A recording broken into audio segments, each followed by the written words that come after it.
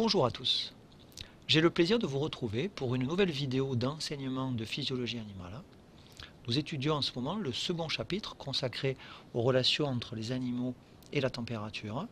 Nous avions vu dans les deuxième et troisième parties de ce chapitre les notions d'endothermie et d'ectothermie. Cette quatrième partie sera consacrée à l'étude de l'homéothermie, c'est-à-dire le maintien constant de la température centrale des endothermes. Plus précisément, nous parlerons des organismes mammifères dans ce cours. Cette vidéo sera l'occasion de mettre en place la notion de boucle de régulation de la température centrale des endothermes. Nous verrons les différentes étapes qui permettent de réguler la température corporelle.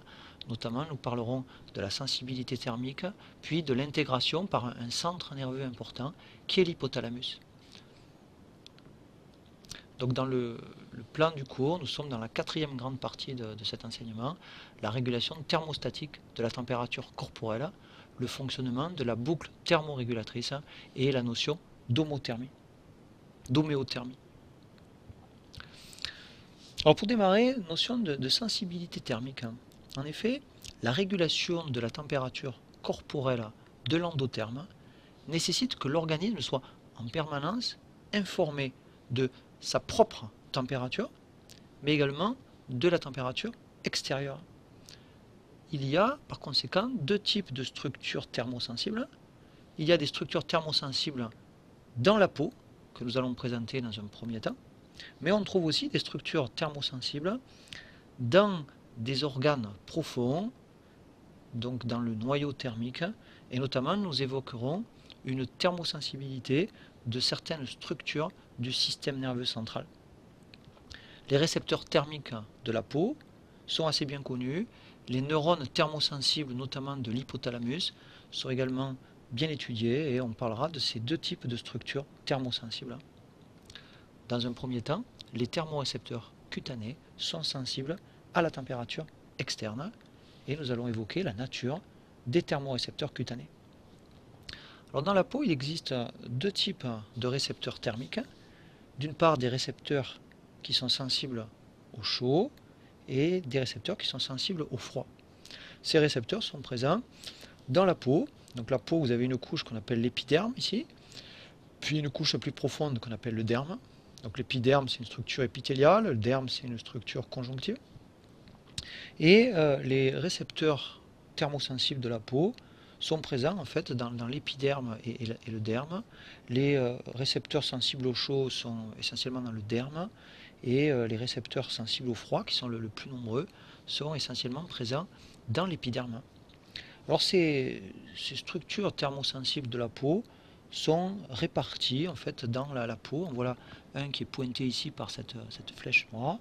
Ce sont en fait des terminaisons de fibres nerveuses libres, donc des terminaisons neuronales, sans particularité anatomique, ce qui les distingue notamment de structures sensibles encapsulées, comme par exemple les corpuscules de Meissner ou les corpuscules de Pacini, qui sont des structures sensibles à des stimulations mécaniques, qui sont ce qu'on appelle des mécanorécepteurs. Donc ici on va parler de structures thermosensibles. Alors ces structures thermosensibles sont en fait des fibres nerveuses ici qui vont se prolonger à l'intérieur de la peau et certaines de ces fibres sont des fibres pourvues de myéline, sont des fibres de type A, d'autres sont des fibres sans myéline, ce sont des types de fibres C et ce sont elles qui vont conduire en fait le message nerveux à destination des centres nerveux intégrateurs. Alors il existe aussi dans la peau ce qu'on appelle des nocicepteurs cutanés, c'est-à-dire des structures cutanées qui sont également sensibles à la température, mais qui ne sont pas les thermorécepteurs présentés précédemment.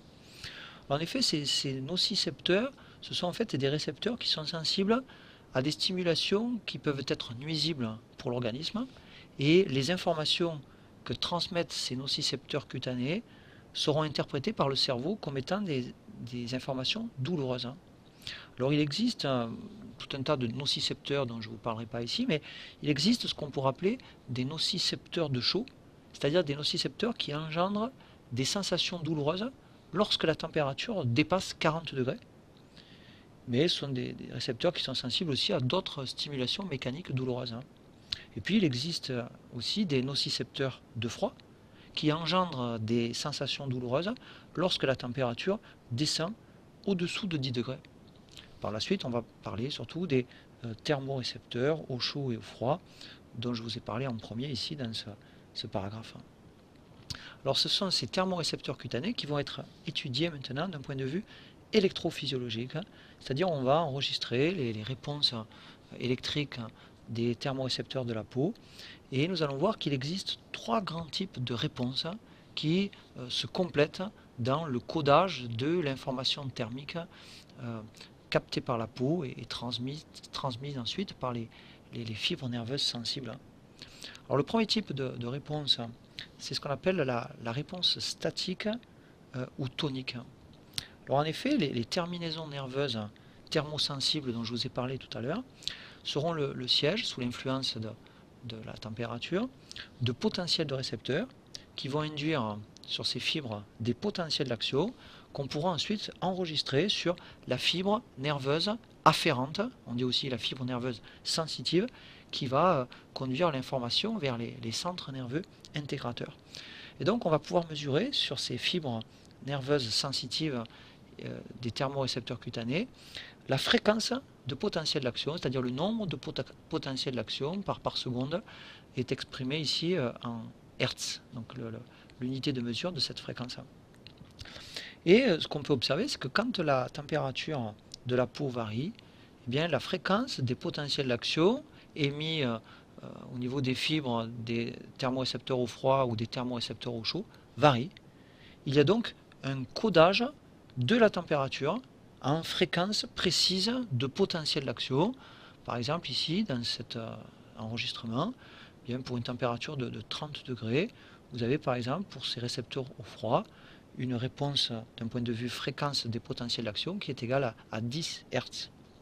Alors cette réponse pour une température fixe est appelée une décharge statique ou une décharge tonique, c'est-à-dire ça correspond à la détection d'une température précise, d'une température fixe.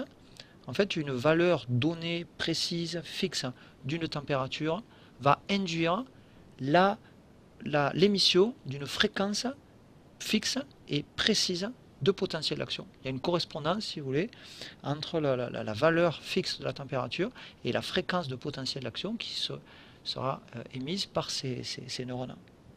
Alors ici, les potentiels d'action ont été enregistrés sur des fibres sensitives issues des récepteurs au froid et des fibres sensitives issues des récepteurs au chaud. Et on va se positionner dans un intervalle de température qui se situe entre 30 ici et 40 degrés, donc pour des températures auxquelles sont habituellement soumis ces récepteurs. Alors on observe que dans cette gamme de températures, bien, une augmentation de la température de 30 à 40 degrés va se traduire par une augmentation de la fréquence de décharge de potentiel d'action par les récepteurs au chaud.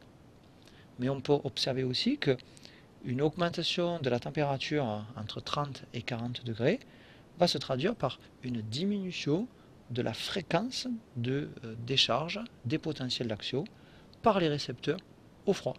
Et évidemment, une diminution de la température a des effets inversants. Alors on note que pour les récepteurs au froid, bien, vous avez une activité maximale, c'est-à-dire une fréquence maximale d'émission une fréquence maximale de potentiel d'action émis qui se situe, vous voyez ici, aux alentours de 30 degrés. Donc en fonction des récepteurs au froid, le maximum peut varier entre 20 et 30 degrés. Et puis pour les récepteurs au chaud, la zone thermique d'activité maximale de ces récepteurs, c'est-à-dire la zone où la fréquence de potentiel d'action est maximale, se situe, vous voyez, au-delà de 40 degrés, ici à 43 degrés dans l'exemple du thermorécepteur au chaud qui a été étudié. Alors notons ici qu'en dessous de 25-20 degrés, on a une fréquence de décharge des fibres sensitives issues des récepteurs au froid qui diminue, alors que la sensation de froid, elle, continue d'augmenter. En fait, on va s'intéresser aux récepteurs au froid. On va voir qu'il existe un deuxième type de réponse, ce qu'on appelle la décharge par bouffée, et c'est ce que nous allons voir dans un deuxième enregistrement, qui est une étude électrophysiologique qui a été menée sur des récepteurs au froid chez le singe. Alors pour 37 degrés, vous avez une fréquence stable d'émission de potentiel d'action qui permet en fait, qui correspond à une température fixe ici de départ. Et puis quand on abaisse la température en dessous de 37 degrés, eh bien on voit que les potentiels d'action se regroupent en bouffées. Ils se regroupent en fait en signaux où s'additionnent, ou pas s'additionnent, mais où se suivent plusieurs potentiels d'action, ce que les anglo-saxons appellent des bursts. Et on observe en fait qu'il va exister maintenant un codage, non plus comme tout à l'heure en fréquence de potentiel d'action, mais un codage en bouffée de potentiel d'action. En effet, plus la température ici de la peau est diminuée, bien plus la fréquence des bouffées, donc la fréquence des bursts, va diminuer. On passe par exemple ici, vous voyez, pour un intervalle de temps de 3 secondes, on va passer de 7 bursts, donc de 7 bouffées, à 4 bouffées, donc diminution de la fréquence des bouffées. Mais par contre, la durée de chaque burst, la durée de chaque bouffée, va augmenter quand la température diminue. Vous voyez qu'on passe de 3 signaux à 4 signaux, 5 signaux, etc. Donc il y a de plus en plus de potentiel d'action par burst.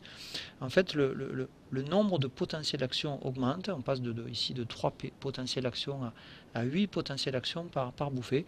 Et donc c'est une autre façon de coder l'information thermique de départ, en la codant ici sous forme d'une fréquence de bouffée et surtout d'un nombre de potentiels d'action par bouffée. Alors, il existe un troisième type de réponse des thermorécepteurs cutanés. On appelle la réponse dynamique ou phasique.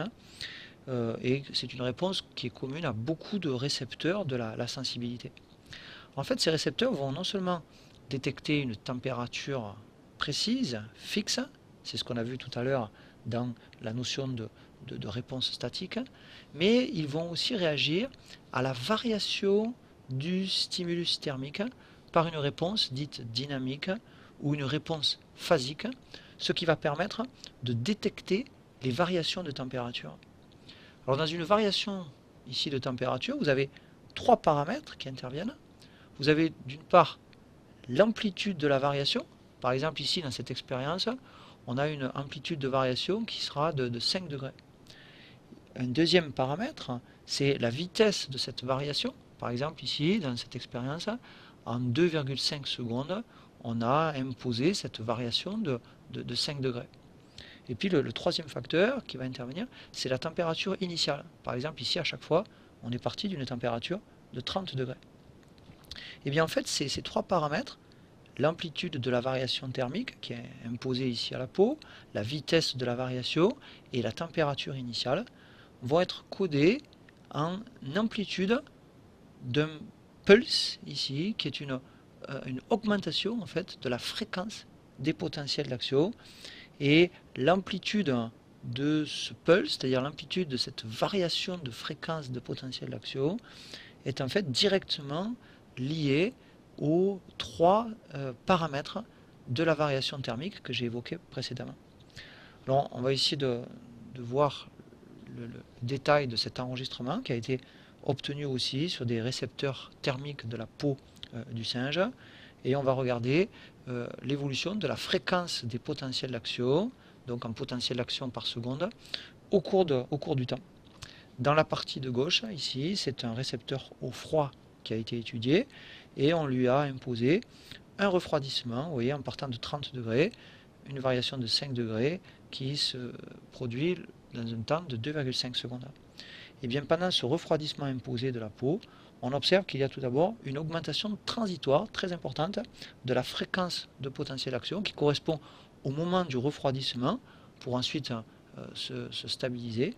Et bien cette variation de fréquence des potentiels d'action traduit justement cette variation de la stimulation thermique.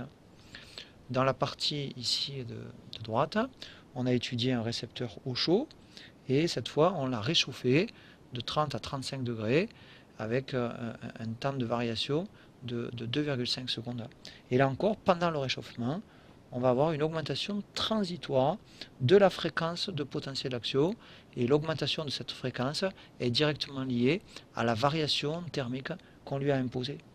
Donc finalement, ce qu'on doit retenir ici, c'est qu'il y a deux grands types de réponses dans ces récepteurs. On a tout d'abord la réponse de type statique, c'est-à-dire que par exemple une température de 30 degrés correspond à une fréquence précise de potentiel d'action, ici par exemple 8 potentiels d'action par seconde, mais que la variation de température est également détectée par ces récepteurs, et elle se traduit en fait par une variation transitoire de fréquence des potentiels d'action, ce qui correspond à la réponse dynamique ou la réponse phasique des thermorécepteurs. Les études qui ont prolongé celles des thermorécepteurs ont conduit en fait à l'identification de molécules sensibles aux variations de température. Et notamment, il existe une grande famille de récepteurs qu'on appelle les récepteurs TRP, qui est une grande famille comprenant une trentaine de membres. Et parmi ces membres de la famille TRP, on a identifié des canaux ioniques thermosensibles qu'on appelle les thermo-TRP. Et il existe 6 thermo-TRP dont je vais vous parler, qui sont tous des canaux ici, des canaux ioniques. Alors, ces récepteurs sont des récepteurs à la température présents sur les fibres nerveuses sensorielles présentes dans la peau. Et parmi ces 6 thermo-TRP, vous en avez 4 qui sont sensibles à la chaleur. C'est TRPV1, TRPV2, TRPV3 et TRPV4. Notons que ces canaux sont non seulement ouverts par une température élevée, mais ils sont également ouverts par certaines substances. Par exemple, le menthol est une substance, le camphre est une substance qui va ouvrir TRPV3. La capsaïcine, c'est une substance qu'on trouve dans les piments, elle va ouvrir le récepteur TRPV1. Alors il existe deux thermo-TRP qui sont au contraire sensibles au froid, c'est TRPM8 et TRPA1. Vous voyez d'ailleurs que chacun de ces récepteurs est sensible à une gamme précise de température. Alors là encore, ces thermo-TRP sensibles au froid sont aussi ouverts, c'est-à-dire sensibles à certaines substances. Par exemple, TRPM8 est ouvert, c'est-à-dire sensible au menthol, et TRPA1 est sensible à une substance qui est contenue dans l'ail, qu'on appelle l'allicine. Alors tous ces récepteurs sont des récepteurs à 6 domaines transmembranaires, c'est-à-dire qu'ils ont tous 6 hélices alpha transmembranaires. Et ce sont tous des récepteurs ionotropes, c'est-à-dire ce sont des récepteurs canaux, et plus précisément ce sont des récepteurs cationiques qui peuvent laisser rentrer le sodium ou le calcium. Le pore ionique se situe ici entre la 5e et la 6e hélice transmembranaire. Enfin, les terminaisons NH2 et COOH de ces récepteurs sont intracellulaires et elles contiennent plusieurs domaines d'interaction moléculaire tels que les anchyrines, ce qu'on appelle les motifs anchyrines, sont des domaines qui peuvent interagir avec d'autres protéines, l'anchyrine notamment, qui est une protéine qui peut permettre par exemple de fixer les canaux ioniques dans la membrane. Et puis parmi ces motifs, vous avez aussi des domaines de liaison aux domaines structuraux de type PDZ. Certains thermorécepteurs, certains thermo-TRP ici, agissent pour des températures physiologiques. C'est par exemple le cas de TRPV4 qui va être sensible à des températures dans une gamme entre 27 et 42 degrés. D'autres par contre sont mis en jeu pour des températures soit très élevées, par exemple TRPV2, il est sensible pour des températures supérieures à 52 degrés. Et puis vous avez aussi des thermo-TRP qui sont sensibles à des températures très faibles, c'est par exemple TRPA1. Donc TRPV2 et TRPA1 sont sensibles en fait à des températures qui peuvent être ressenties comme douloureuses, soit finalement parce que trop chaudes, soit ici parce que trop froides.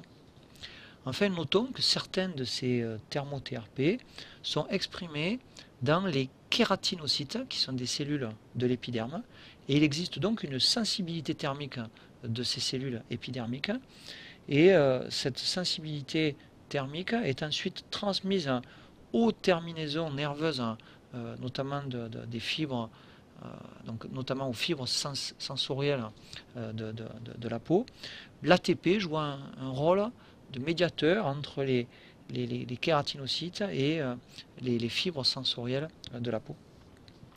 La moitié des neurones thermorécepteurs sont pourvus à la fois de TRPV1, donc sensible au chaud, et de TRPM8, qui est sensible au froid. Donc du coup, la sensibilité thermique d'un neurone thermorécepteur donné résulte de la densité de chacun de ces thermo-TRP au sein de la terminaison thermosensible. Nous avons terminé la présentation de la thermosensibilité périphérique, cutanée, thermosensibilité de l'enveloppe des endothermes. Je vais vous parler maintenant des thermorécepteurs profonds, ceux qui sont sensibles à la température interne du corps, donc qui sont finalement dans le noyau thermique. Alors il est probable que un certain nombre d'organes du noyau thermique présentent une thermosensibilité. Les muscles également possèdent probablement une sensibilité thermique. Il semble aussi que les gros vaisseaux sanguins aient une sensibilité thermique, mais ce sont surtout des structures nerveuses dont on a étudié la thermosensibilité. Et notamment, il existe un centre nerveux qu'on appelle l'hypothalamus, qui est situé dans la partie ventrale du diencéphale, au-dessus du tronc cérébral, qui est situé au-dessus aussi de cette glande qui est la glande hypophysaire.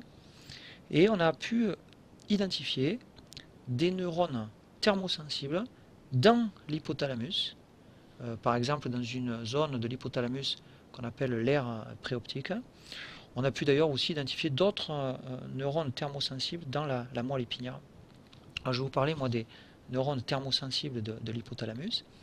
Eh bien, ces neurones vont répondre à une variation de la température par une modification de la fréquence d'émission des potentiels d'action, exactement comme on l'a vu pour les thermorécepteurs cutanés.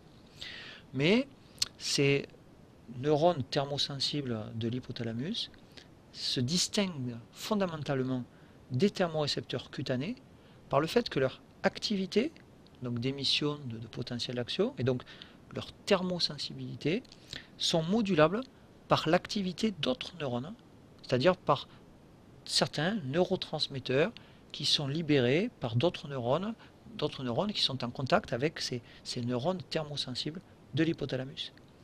Du coup, ces neurones thermosensibles centraux font partie de réseaux neuronaux complexes, dont on commence à connaître un petit peu le fonctionnement. Les neurones hypothalamiques thermosensibles, notamment ceux dont la sensibilité est modulable par d'autres neurones, vont jouer un rôle important dans l'intégration des signaux thermiques et ensuite dans leur couplage avec les effecteurs de la thermorégulation. Et c'est la deuxième partie que je vais vous proposer de suivre, qui est une partie consacrée à l'intégration des informations, notamment par l'hypothalamus. Cette deuxième partie sera consacrée à l'étude de l'intégration des informations thermiques et le contrôle des organes effecteurs de la thermorégulation. Pour cela, nous allons démarrer par deux expériences historiques qui ont permis de mettre en évidence le rôle essentiel que joue l'hypothalamus dans la thermorégulation chez les mammifères. Première donnée expérimentale sont des expériences réalisées ici chez un chien, donc chez un organisme endotherme, et on va suivre l'évolution de la température centrale de cet animal, soit animal témoin, c'est-à-dire un chien qui a subi aucune lésion de ses structures nerveuses, donc c'est la courbe en noir, soit d'un second chien qui est un chien qui a subi une lésion définitive de l'hypothalamus postérieur. Et ces deux animaux, donc chien témoin et chien lésé, sont soumis à un important refroidissement de leur environnement. Leur environnement est amené de 30 degrés à 3 degrés. Alors le chien témoin va répondre à ce refroidissement imposé de l'environnement en déclenchant une thermogénèse par frisson, ce qui va permettre finalement d'élever la température pour répondre finalement à l'abaissement de la température ambiante, ce qui lui permettra de maintenir sa température centrale constante. Grâce à cette réponse de thermogénèse frissonnante, ce chien va conserver son homéothermie, c'est-à-dire il maintient sa température interne constante. Par contre, pour le chien lésé, qui est soumis aussi à un refroidissement, eh bien on note que l'animal est ici incapable de frissonner au moment où il est refroidi, si bien que progressivement, il va se trouver en hypothermie. Sa température passe de 38 ici à 28 degrés. Et cette hypothermie serait létale si l'animal n'était pas amené progressivement à une température ambiante normale. Et donc on va réchauffer l'environnement, on va passer à 20 degrés, et ensuite à 30 degrés. Et c'est seulement ce réchauffement progressif de l'air qui va permettre à l'animal de retrouver sa température interne initiale normale. Donc ces expériences montrent que l'hypothalamus postérieur joue un rôle essentiel, il est nécessaire à une thermogénèse induite par le froid, en l'occurrence ici la thermogénèse frissonnante. Alors on va évoquer un deuxième type d'expérience toujours chez le chien. On va suivre cette fois l'évolution au cours du temps de la température centrale de 3 chiens. Tout d'abord, courbe en noir, un chien témoin. Deuxièmement, la courbe en bleu, un chien qui, comme tout à l'heure, a subi une lésion définitive de l'hypothalamus postérieur. Et enfin, la courbe bleue en pointillé, un chien dont l'hypothalamus antérieur est lésé. Et cette fois, ces 3 animaux sont soumis à un réchauffement de leur air ambiant. Vous voyez, on va amener l'air de 30 à 37 degrés. Alors le chien témoin, en fait, va réagir à cette chaleur imposée par le déclenchement d'un processus de halètement avec polypnée qui, vous vous rappelez, permet la thermolyse. Nous l'avions vu dans la seconde vidéo de ce chapitre 1. Ce qui a pour conséquence de maintenir chez cet animal sa température interne, ce qui permet finalement l'homéothermie de cet animal. Le chien sans hypothalamus postérieur va réagir au réchauffement de la même façon que le chien témoin et parvient ainsi à maintenir à peu près constante sa température centrale. Vous voyez que sa température reste à peine supérieure à celle du chien témoin. Et par contre, le chien sans hypothalamus antérieur a dès le départ une température interne anormale, vous voyez, 34 degrés au lieu de 38. Donc il semble que l'hypothalamus antérieur joue un rôle de thermostat et que le thermostat du coup est lésé ou déréglé. Et ce chien est incapable de répondre au réchauffement de l'air par un halètement, et donc par une thermolyse avec polypnée et halètement. Et donc progressivement, il va entrer en hyperthermie, et cette hyperthermie serait létale si la température ambiante n'est pas rapidement ramenée, rapidement abaissée à la température initiale. Donc ces expériences montrent que l'hypothalamus antérieur est nécessaire à la thermolyse, ici déclenchée par le réchauffement, et c'était une façon évidemment de mettre en évidence le rôle fondamental de l'hypothalamus dans la thermorégulation. En fait, beaucoup de travaux ont été conduits depuis pour essayer de peaufiner un petit peu le rôle de l'hypothalamus dans la thermorégulation, et j'essaierai dans le paragraphe suivant de vous présenter un petit peu ces données. Alors l'hypothalamus, c'est le centre intégrateur de la thermorégulation. Il va commander aussi les différents effecteurs de la thermorégulation. Voilà ici une boucle thermorégulatrice qu'on aura l'occasion de voir plusieurs fois ici dans ce paragraphe.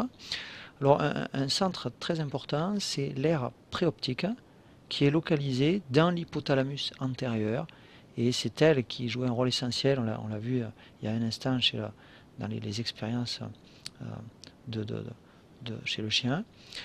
Cette aire préoptique, c'est le principal centre thermorégulateur. Alors dans une boucle de thermorégulation, il y a une partie, on va dire, sensitive, c'est-à-dire les informations sensitives amenées au centre intégrateur. Ensuite, il y a le rôle des centres intégrateurs, notamment l'hypothalamus. Et ensuite, il y a les voies efférentes, c'est-à-dire les voies où les centres intégrateurs commandent les organes effecteurs qui permettent de rectifier la température du corps. Alors on va commencer par voir ici la thermosensibilité. On l'a vu, il y a deux types de stimulation thermique. Vous avez d'une part la température externe qui influence directement la température de la peau et donc qui influence finalement la température de l'enveloppe thermique de l'endotherme, et elle est détectée par les thermorécepteurs cutanés au chaud et au froid. Et je vous ai dit qu'il y avait surtout des récepteurs au froid dans la peau. On dit que la sensibilité au froid est plutôt périphérique. Et puis il y a une deuxième stimulation thermique, c'est la température interne, la température du noyau thermique, température du cerveau, température de la moelle épinière, température des viscères, des organes profonds. Alors cette température, elle est détectée par des thermorécepteurs centraux, notamment hypothalamiques, et notamment l'aire préoptique contient de nombreux neurones sensibles à la température locale du cerveau. La majorité de ces neurones thermosensibles sont activés par le chaud.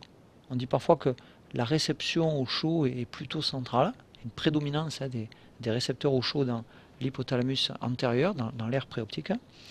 Et les neurones thermosensibles de l'hypothalamus pourront avoir, on l'a dit, une activité qui est modulée par la température de la peau, par la température par exemple de la moelle épinière. Alors, à partir des récepteurs au froid et au chaud de la peau, vous avez deux types de voies nerveuses qui vont être mises en jeu. Tout d'abord, une première voie, ce qu'on appelle la voie de la sensibilité thermique, qui est aussi la voie de la douleur, la voie de la nociception. C'est une voie qui va mettre en route donc, les thermorécepteurs et nocicepteurs de la peau. Donc vous avez ici un premier neurone qui vient dans la moelle épinière. Donc premier étage, la moelle épinière, premier relais. Ensuite, vous avez un deuxième neurone qui rejoint un centre qu'on appelle le thalamus, qui est un centre sous-cortical.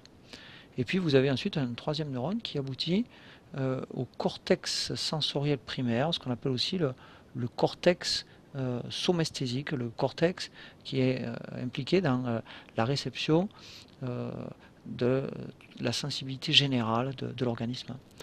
Alors cette voie, on l'appelle la voie spino, parce qu'elle passe par la moelle épinière, thalamo, parce qu'elle passe par le thalamus, corticale, parce qu'elle débouche sur le cortex de la somesthésie. Alors, si les informations sensitives sont captées non pas par les membres, le tronc, les jambes, mais par le visage, c'est non pas par la moelle épinière qu'on démarre, mais c'est par l'intermédiaire d'un nerf crânien qui est le nerf trijumeau. Alors le point d'arrivée de ces informations, c'est l'aire somesthésique qui est située dans le gyrus post-central du cortex. Elle se situe en fait dans la partie antérieure du lobe pariétal du cerveau. Elle est située en fait juste en arrière d'une autre zone ici qui est l'aire motrice. L'aire motrice étant localisée elle dans le lobe frontal. Chaque zone du corps est projetée dans une région spécifique de cette aire somesthésique, et cette correspondance entre la partie du corps et la région corticale est appelée la somatotopie. Alors attention, ces voies qu'on peut appeler donc les voies spino-thalamo-corticales sont responsables de la sensation consciente de la température, sensation de chaud, sensation de froid. Elles permettront une réponse volontaire, par exemple, qui consiste bien à enlever le doigt sur un endroit qui est trop chaud, par exemple. Mais ce ne sont pas ces voies qui sont impliquées dans la régulation involontaire de la température centrale. Alors, il existe un deuxième type de voie, Ces deuxièmes types de voies sont des voies qui vont permettre le déclenchement des réponses thermorégulatrices involontaires. Alors c'est une voie qui va passer aussi par la moelle épinière ou par le nerf trijumeau si les informations viennent de la face. Et les informations thermiques, donc issues des récepteurs au froid, récepteurs au chaud, vont parvenir à l'aire préoptique, qui va jouer un rôle clé ici dans les réponses thermorégulatrices involontaires. Alors cette voie, bien, on l'a dit, elle passe par la moelle épinière ou par le trijumeau. Ensuite, elle va passer par un noyau, qui est un noyau du pont, qu'on appelle le noyau parabrachial latéral. Et enfin, elle aboutit à l'aire préoptique, qui fait partie de l'hypothalamus antérieur. Cette voie, on peut l'appeler aussi la voie spino-parabrachiale hypothalamique. Et elle constitue la voie afférente thermorégulatrice. C'est elle qui va déclencher les réponses de l'hypothalamus d'un point de vue de la thermorégulation. Alors l'hypothalamus va jouer un rôle fondamental dans la thermorégulation. En effet, l'hypothalamus, c'est un centre qui est informé à la fois des températures périphériques, température de la peau, mais aussi des températures centrales, par des voies nerveuses sensitives, donc qui viennent de la peau ou qui viennent des organes thermosensibles ou qui sont déjà dans l'hypothalamus pour les neurones thermosensibles. Ensuite, l'hypothalamus est un centre intégrateur de ces informations. Donc il fait la sommation, si vous voulez, de toutes les informations qui lui parviennent ici. L'hypothalamus est aussi un thermostat avec une température centrale de consigne qui est fixée chez l'homme aux alentours de 37 degrés.